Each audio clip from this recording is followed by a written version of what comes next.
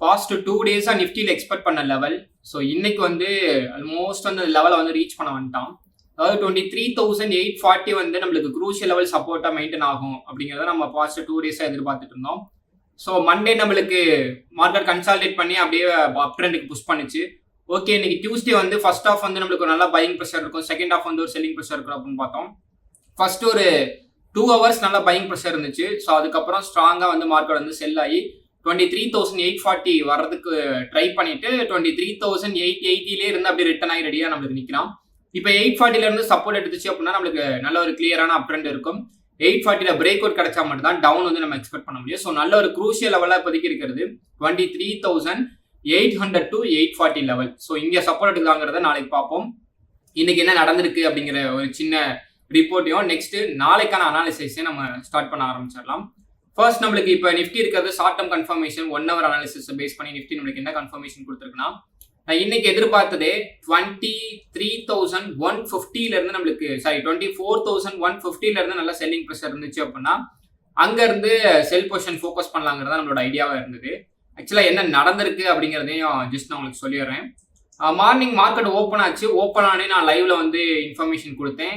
நம்மளுக்கு already 24,000 குரூஷியலா maintain பண்றான். So அங்கேருந்து மேலே போகட்டும், ஒரு ப்ராப்பர் செல் என்ட்ரி 150 இருந்து கிடைக்கட்டும் அப்படின்னோம். அதுக்கப்புறம் மார்க்கெட் போயிட்டு நான் ஆல்ரெடி எஸ்டர்டேவே சொல்லியிருந்தேன் ஃபேக் பிரேக் அவுட் கொடுக்கறதுக்கான பாசிபிலிட்டிஸ் இருக்கு அப்படின்ட்டு. எஸ்டர்டேவோட டே ஹைல ஃபேக் பிரேக் அவுட் நடந்துச்சு. ஸோ அதுக்கப்புறம் மார்க்கெட் ப்ராப்பரான ஒரு மூவ் கிடையாது. ஏன்னா ஹைக்கு மேலே க்ளோசிங் வந்து நல்லா ஸ்ட்ரென்த்தாக இல்லை. 5 மினிட்ஸ்லாம் அந்த ரேஞ்சுக்குள்ளேயே தான் அப்படியே ஆடிக்கிட்டே அலைஞ்சிச்சு. ஸோ அதனால பார்த்தோம்னா அங்கேருந்து கொஞ்சம் கொஞ்சமாக அடுத்த ஒரு 15 மினிட்ஸ் 30 மினிட்ஸ் மார்க்கெட் கன்சால்டேட் பண்ணி அங்கேருந்து கொஞ்சம் கொஞ்சமாக செல் ஆக ஆரம்பிச்சிருச்சு. ஸோ அதுக்கப்புறம் நமக்கு லைவ் கொஞ்சம் கட் ஆயிடுச்சு 5 மினிட்ஸ். ஸோ இதான் 5 மினிட்ஸ் சார்ட்டு. ஸோ இங்கே உங்களுக்கு என்ட்ரி பாயிண்ட் நான் கொடுத்துருப்பேன் அப்படின்னா நெக்ஸ்ட் மார்க்கெட் இங்கேருந்து போயிட்டு அடுத்து வந்துட்டு ரீட்ரெஸ்ட் எடுத்தால. ஸோ இந்த இடத்துல கொடுத்துருந்தோம்னா ஒரு 1:2 டார்கெட் வந்து ஃபோக்கஸ் பண்ணியிருக்கலாம். ஸோ பவர் கட் இஷ்யூனால நாலு இந்த என்ட்ரி ஃபோக்கஸ் பண்ணல. சும்மா ஜஸ்ட் நான் பார்த்துட்டு தான் இருந்தேன். என்ட்ரி கொடுக்கவும் இல்லை. பட் ஒரு 1:2 டார்கெட்டுக்கு நல்ல ஒரு கிளியரான ஒரு என்ட்ரி பாயிண்ட்ல வந்து நம்மளுக்கு இந்த என்ட்ரி வந்து கிடைச்சிருக்கு. ரீட்ரெஸ்ட் என்ட்ரி மட்டும்தான்.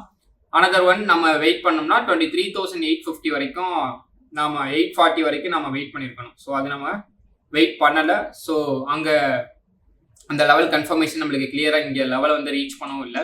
ஸோ நாளைக்கான அனலைஸை பேஸ் பண்ணுற லெவலுக்கு நம்மளுக்கு 1 hour கன்ஃபர்மேஷன் இங்கே இருந்ததே தான். இதில் எந்த மாற்றமும் கிடையாது. நிஃப்டி நம்மளுக்கு gap up or neutral open ஆனாலும் எந்த இடத்துல ஓப்பன் ஆனாலும் 23,840 வந்து நம்மளுக்கு சப்போர்ட் எடுத்தாகணும். இங்கே சப்போர்ட் எடுத்தால் மட்டும்தான் நமக்கு அப் ட்ரெண்ட். ஸோ இல்லைனா நம்ம அப் ட்ரெண்ட் ட்ரேடு ஃபோக்கஸ் பண்ண முடியாது. இன்ட்ராடே லெவலில் ஆல்ரெடி நம்ம பேசியிருப்போம். ஜஸ்ட் இது 60% ஆஃப் கன்ஃபர்மேஷன் மட்டும்தான். 40% ஆஃப் கன்ஃபர்மேஷன் நம்மளுக்கு இன்ட்ராடேல கிடைக்கணும். சின்ன சின்ன லெவல்ஸோட சேஞ்சஸ் இருக்கும். பட் நம்மளோட டைரக்ஷன்ஸ் வந்து நம்ம இங்கே வந்து ஃபிக்ஸ் பண்ணிடுவோம் எந்த பக்கம் போக போகுது அப்படிங்கிறத. ஸோ சின்ன லெவல்ஸில் கன்ஃபர்மேஷன் கிடைக்கிறப்ப அந்த லெவல் வந்து ஸ்ட்ராங்காக இருக்குங்கிறப்ப நம்மளோட ட்ரேட் வந்து எக்ஸிக்யூட் பண்ணுவோம். அதே தான் இப்பயும். இப்போதைக்கு நியூட்ரல் ஆர் கேப் டவுன்ல ஓப்பன் ஆகுது அப்படின்னா பர்டிகுலர்லி இந்த லெவலை நோட் பண்ணி வச்சுக்கோங்க.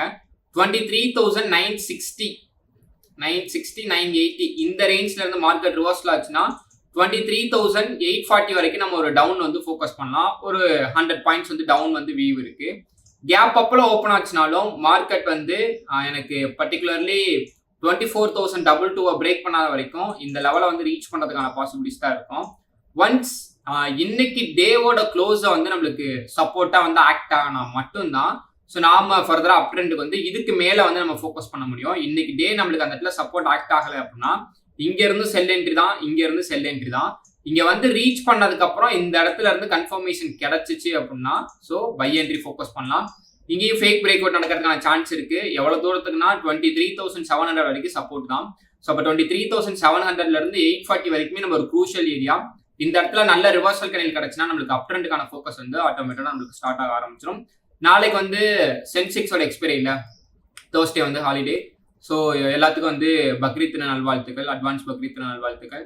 நெக்ஸ்ட் இந்த வீடியோவில் ஜஸ்ட் நான் லெவல்ஸ் மட்டும் தான் ஷேர் பண்ணுறேன். நாளைக்கு வந்து லைவ்ல அட்டன் பண்ணிங்கன்னா தான் ஸோ இன்னும் இன்ட்ராடே லெவல்ஸ் எல்லாமே நம்ம ஷேர் பண்ண நீங்களும் அட்வான்ஸ் லெவலில் வந்து லேர்ன் பண்ணிக்கிட்டே இருக்க முடியும். ஸோ அதனால மறக்காம வந்து லைவ் வந்து அட்டன் பண்ண ஸ்டார்ட் பண்ணுங்க. சேனலுக்கு நியூ மெம்பராக இருந்தால் சேனலை சப்ஸ்கிரைப் பண்ணிக்கோங்க. நெக்ஸ்ட் இந்த வீடியோ உங்களோட ஃப்ரெண்ட்ஸ் சர்க்கிளுக்கு ஷேர் பண்ணி விடுங்க, லைக் பண்ணிடுங்க. வேற ஏதாவது டவுட்ஸ் இருந்துச்சுன்னா கமெண்ட் செக்ஷனில் கமெண்ட்ஸ் பண்ணுங்க. ஸோ அதை பற்றின வீடியோஸ் நான் வந்து எடுத்து உங்களுக்கு ஷேர் பண்ணுறேன். And next, I am not a SEBI registered investment advisor. This video full and fully education purpose only. Okay. Thanks for watching. Thank you.